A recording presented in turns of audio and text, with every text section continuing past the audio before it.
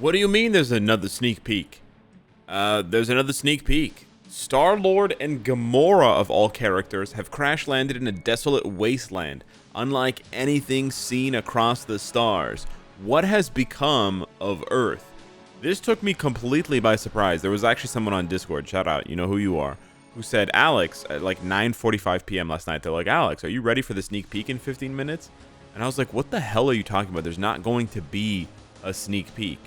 Lo and behold, there is a sneak peek. So this is, it's like a welcome surprise, but also like an unwelcome surprise. We'll talk about it. Anyways, yeah, there's going to be another update, I guess, next week, for a second mid-month, I guess. It's not exactly like a second mid-month. It's sort of like the first mid-month.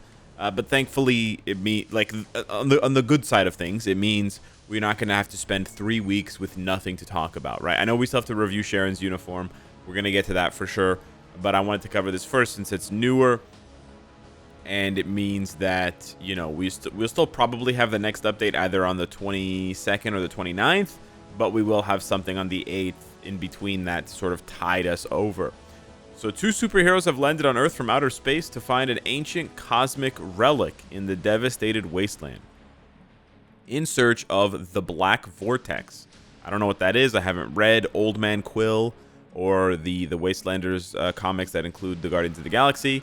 Check out the new looks of this legendary outlaw and the most dangerous woman in the universe. We will provide more information through the patch details. So this is the only sneak peek. There's not going to be one for Rocket, for Groot, for anyone else from the Guardians. It's just Gamora and Star-Lord. And presumably, we will see the patch notes, or the patch details, I should say, on the morning of the 7th. So January 7th in the morning, in the wee hours of the morning, or basically very late at night after the 6th turns into the 7th. We'll see the patch notes, and then we'll see the patch that night, right? Some kind of rolling patch. So this is the actual sneak peek. And there's Gamora, and there's Star-Lord.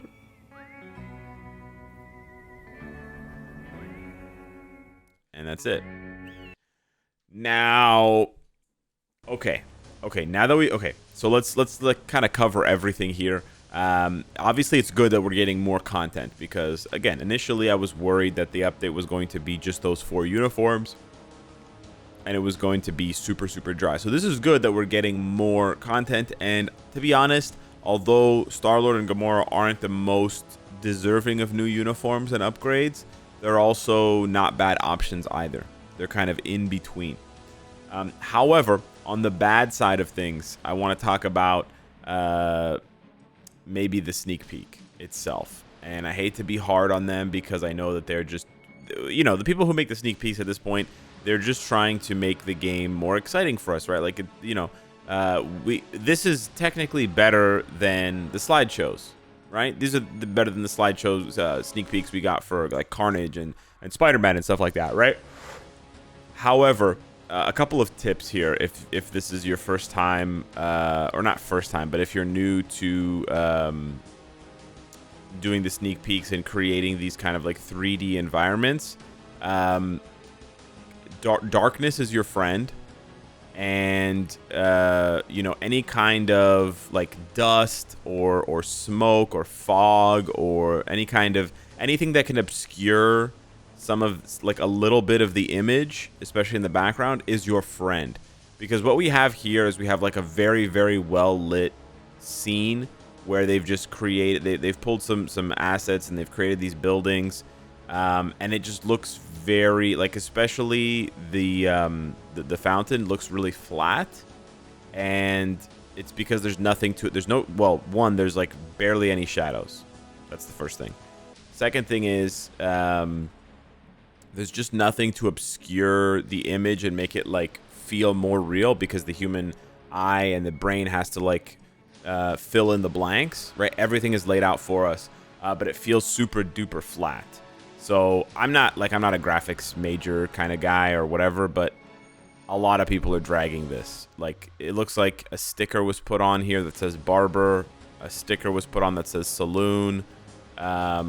Again, you got to think here, would they have these fonts back in Old West? They wouldn't. So what you got to do is you gotta transparency the white so that the white doesn't appear because it just looks like a fucking sticker, and then you got to put some weathering. You gotta put some like you gotta pull like a transparent texture, and you gotta put it on top, you gotta make it look weathered and aged and give it some texture and give it some life. Because yeah, this is brutal right now. This is brutal. A lot of people online are dragging this, and they say that it looks terrible. It looks like a PS2 game. And I can't blame them. I can't blame them because, listen, I think you did like whoever did the graphics for the sneak peek, I think you did a much better job on the close-up. The close-up looks a lot better. But then again, the close-up has to look a lot better because then the models that they're using, the in-game models, are a lot more detailed, right? But if you compare, like, ready for the flashbang from here to here, it's crazy, right? Like, this actually looks decent. This looks brutal. So, yeah. That's just my take. Anyways, guys, as far as the uniforms go, this is from Old Man Quill. If you Google Old Man Quill, you will find that it was a comic run. Here you can see you got Quill, you got Gamora. You do have the rest of the Guardians, whatever.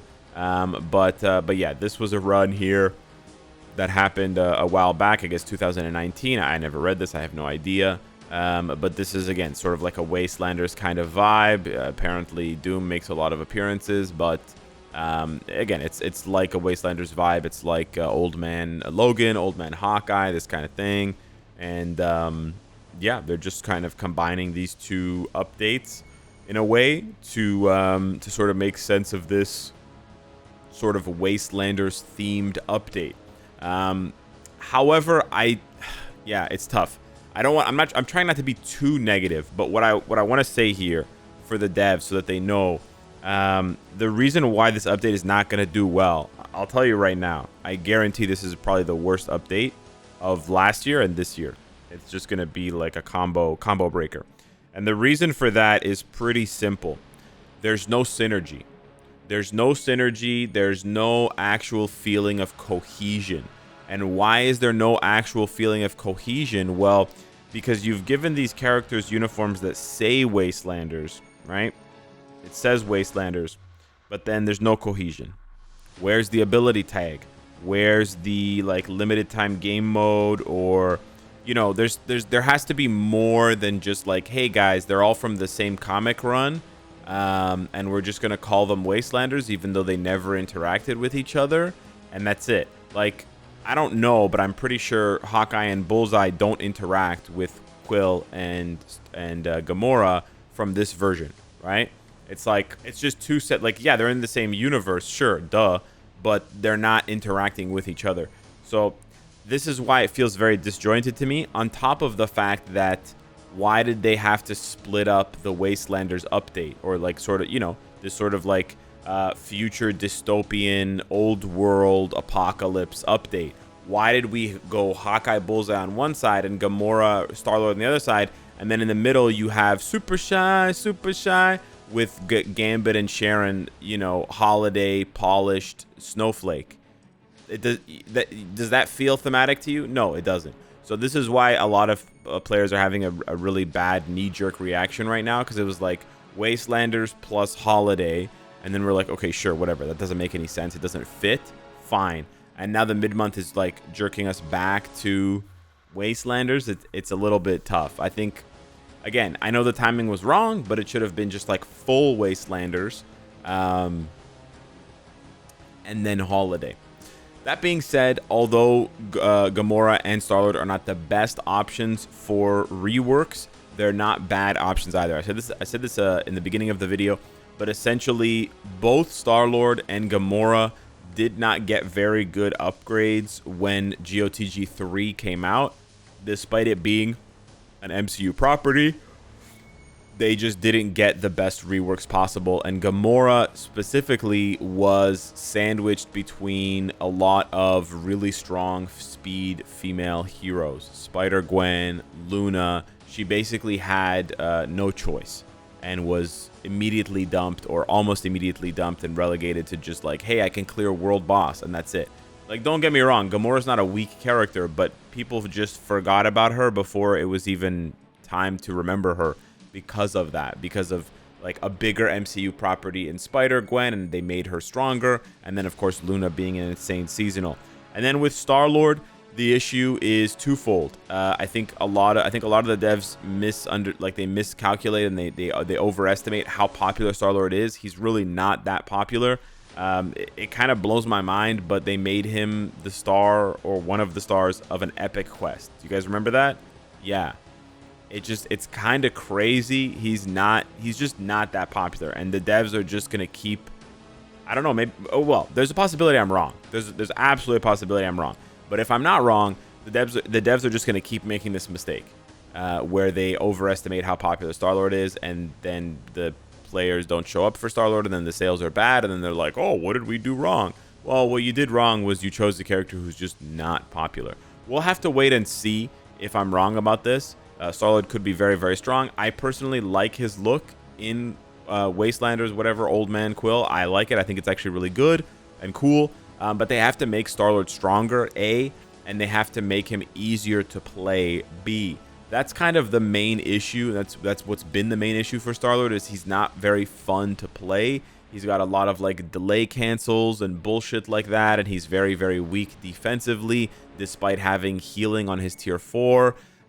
Just a lot of like annoying things combined together make him not fun to play. And again, Star-Lord in 2023, despite being a pretty decent character in tier 4, was sandwiched between just better aliens that were coming out not that long after that just eclipsed him, like Odin, or blast types like Cable that are easier to play, more fun to play, and better and stronger. Not this Cable specifically, but you know the one, right? So this is why people just didn't pick up on Star-Lord, and that's why he didn't really do well.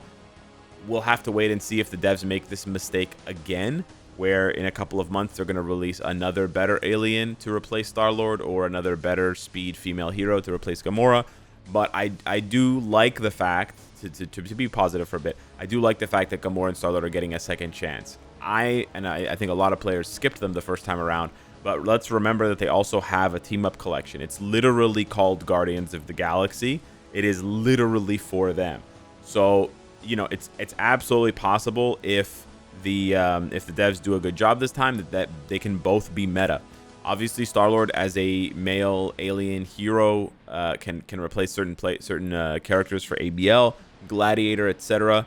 And then Gamora could be an alternative for some of the days of ABX ABL versus Luna on top of other content, or they could finally pivot to PvP for these uniforms, because there have been hints and little signals of PvP for the Guardians of the Galaxy, although it never really materialized with Rocket and Groot. This could also support the idea that they're trying to sandwich these two ideas together to make a better Guardians team because of Marvel Rivals, if they're going to do Rocket and Groot Marvel Rivals collab uniforms. It's going to look interesting aesthetically, but this also means for sure that we're not getting Star-Lord Marvel Rivals uniform. I don't think Gamora is in Rivals, so she wouldn't have been an option anyways. But yeah, that's basically my entire take. I think this update's going to be better than people give it credit for in terms of Star-Lord and Gamora. Like, I'm hoping that the devs finally get them right, because I feel like they are perennially underpowered characters, and they're like chronically misreworked. But at the same time, I can understand players' confusion and discomfort, because the update feels very disjointed. Again, it feels like they took a full update and they gutted it, and then they just put little bits and pieces back at different times.